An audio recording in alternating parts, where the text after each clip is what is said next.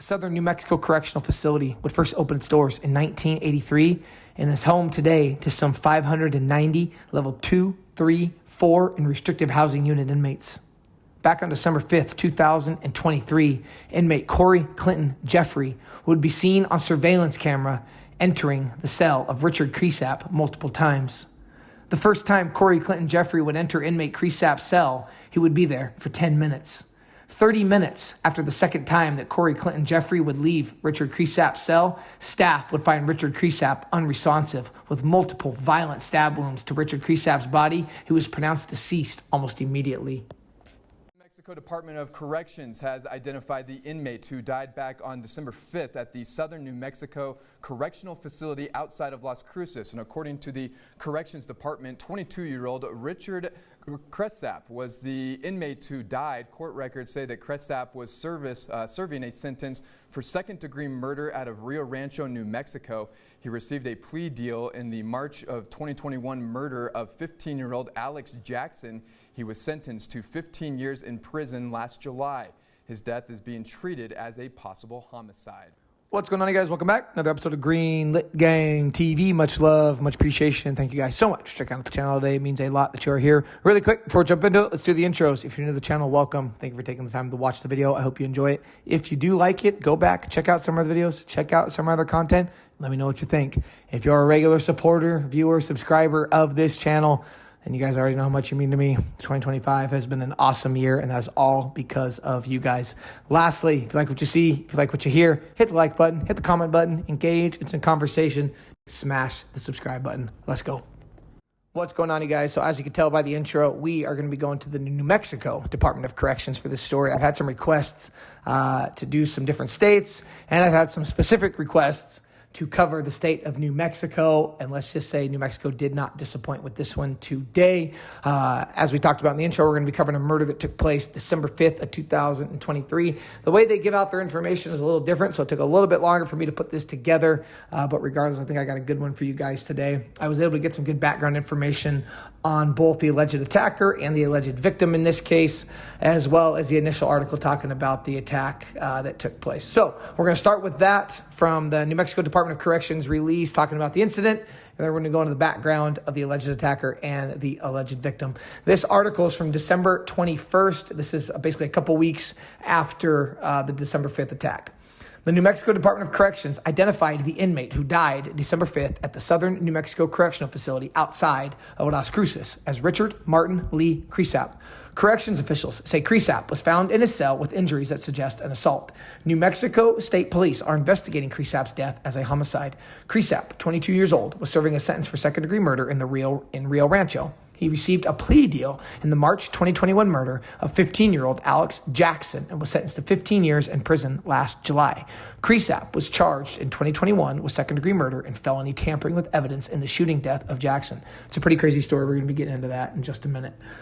And this is a fast forward, another article just kind of covering this case in general. This is from February 20th, 2024, when they officially charge inmate Clinton Jeffery.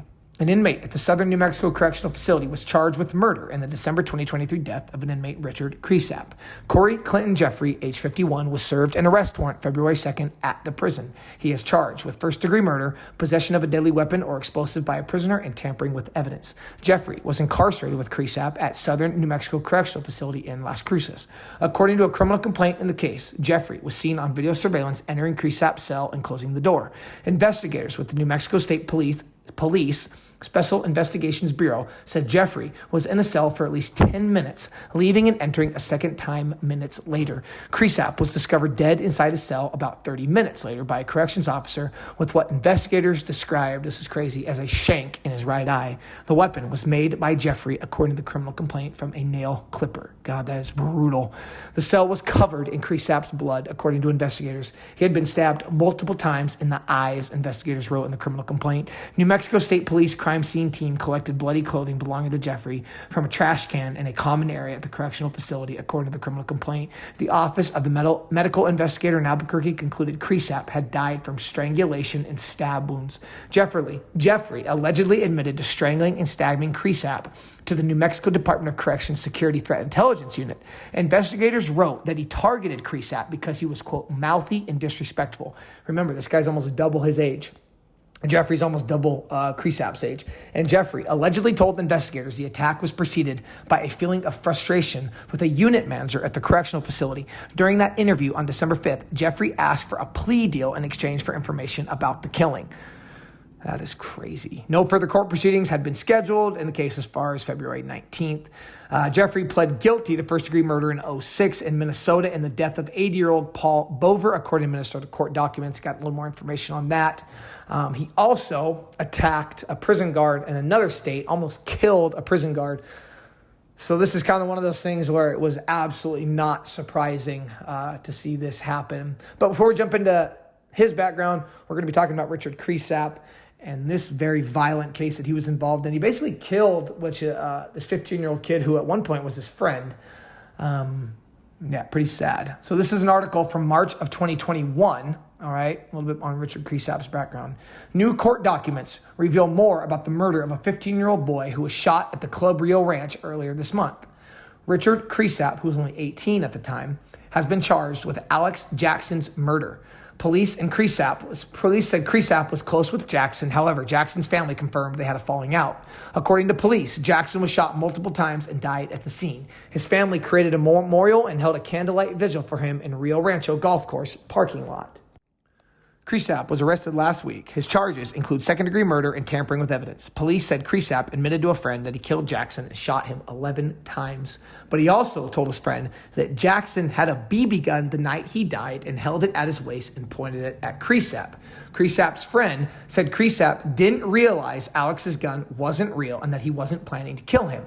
Jackson's family denied that he had a BB gun and are continuing to seek justice. And I put some pictures up of that. I also put some pictures up of the Rio Rancho golf course. Very nice, like a country club. Just very sad, very violent, and young, very, very young. KOB4 asked Rio Ranch police if they found any kind of weapon at the scene, but they did not respond. Cresap is expected to make an appearance in court Wednesday morning. Prosecutors say Richard Cresap killed his former friend Alex Jackson near the old golf course in Rio Rancho. I just threw that in there because I guess at one point these guys were friends. They're about 3 years apart, but at one point they were friends. Okay, so Clinton Jeffery, our alleged attacker in this case.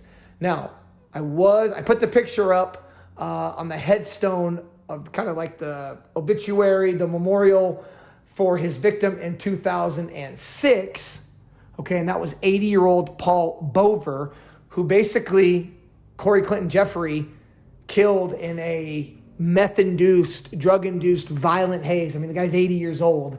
That was back in 2005. So in 2006, he ends up, he gets whatever, goes through court, gets sentenced to life in prison, whatever. For whatever reason, he's going to different prisons in different states. So this takes us to 2015. August of 2015 is what this article's from. And it's about an attack that had occurred a year prior in 2014. And the reason for the attack, as we'll come to find out, is that Clinton Jeffery was trying to get out of that prison in Kansas, and he wanted to get to a different prison in a different state. I could not understand why you commit a crime in Minnesota, how you end up I guess I have heard of prisoners being transferred to different states, even at the state level. But still, I don't read a ton of stories about guys who commit, California, for example. We cover a lot of stuff in California. A lot of those guys, they're born, raised, they commit their crimes in California, they stay in California. So this is kind of an interesting one, how this guy commits a murder in Minnesota, commits another attack on a guard in Kansas, and then he just killed a guy in New Mexico. But anyway, August 21st, 2015, Hutchinson, Kansas. An inmate who allegedly stabbed a corrections officer multiple times at the Hutchinson Correctional Facility stated in a letter he intended to kill the man so he can be moved out of Kansas to solitary confinement in another state. He wanted to be in solitary confinement. So that makes a lot of sense as to why this kid, Cresap, ends up being dead. This guy, Clinton Jeffery, obviously does not do well with other inmates or being around other people in general. Reno County District Judge Joseph McCarville ordered Corey Jeffrey, who was 43 at the time, to stand trial for attempted capital murder for the September 17th, 2014 attack on Correction Officer Timothy Russell in Cell House C at HCF's Central Unit. The judge set arraignment for 9 a.m. September 8th. Kansas Department of Corrections Special Agent Troy Robinson testified that Jeffrey admitted in a letter that he intended to kill Russell to get out of Kansas into a solitary setting. The letter was intercepted at the prison's mailing facility, Robinson added. He also said Jeffrey, originally an inmate from Minnesota, wanted out of general population. Russell testified he was stabbed between 13 to 22 times. So holy crap, holy shit, man. When Corey Clinton Jeffery comes to kill you, he does not stop.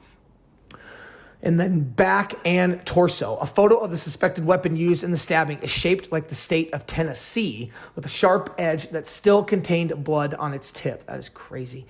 The base of the weapon was wrapped in plastic, and that's for grip, so it doesn't slide through your hands when you're attacking whoever you are attacking. When Russell was asked if the man who stabbed him is in the courtroom, he pointed without hesitation and said, quote, "He's right there. He's right there."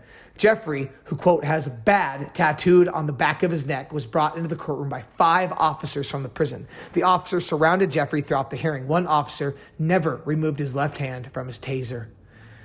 Special Agent Maurice Merritt said when he arrived at the stabbing, there was a trail of, quote, "a considerable amount of blood leading to the weapon." Russell told investigators that before the stabbing, Jeffrey, who was free to move in and out of his cell, stopped and addressed him about complaints with the toilet and plumbing in his cell. As Russell was calling in the maintenance request, Jeffrey walked up behind the officer and repeatedly stabbed him. Special Agent John Marcus testified that Jeffrey told him that he, quote, "tapped a deuce" before the alleged stabbing. He said that's prison slang for consuming K2 synthetic marijuana. Reno County Deputy District Attorney Tom Stanton argued during the hearing to add a charge of possessing contraband, but McCarville denied it because the charge was based off testimonial statements and not evidence of contraband. And I'm sorry, I said tapped. It's called tabbed a deuce. That's the first time I've ever heard of that. Officer Andy Lawless testified he heard Russell screaming and said he pressed his alarm on his hip. Lawless saw Jeffrey on top of Russell with a fistful of his uniform in his left hand and striking down with his right fist. He ordered Jeffrey to get off Russell, but Lawless had Jeffrey geared up as if he was about to charge him. Lawless then pepper sprayed Jeffrey above the right eyebrow. Jeffrey flung the weapon and was apprehended, Lawless said. That's absolutely crazy. And then this is a little bit more background information on Jeffrey's original crime in 2006. He was sentenced to second-degree murder in December of 2006 when he repeatedly stabbed 80-year-old Paul Bover. The stabbing occurred September 21st, 2005 in the victim's Minnesota home. Jeffrey stated in court in 2006 that his recollection of the killing was limited because he was extremely high on methamphetamine. That is a career criminal. That is a life of a very violent person with a bad drug habit, a lot of mental issues, who from the looks of it just wanted to be alone, who wanted to be sent to solitary confinement, who basically wrote in a letter that, hey, I'm going to kill somebody if they don't get me out of here, and absolutely attempted to do so in Kansas, made it to a prison in New Mexico. Why he wasn't segregated, I don't know. And then he killed Richard Cresap. New Mexico, man, you did not let me down with this story. Hope you guys enjoyed it. Let me know what you think in the comments below, and until next time, you already know what it is. Peace.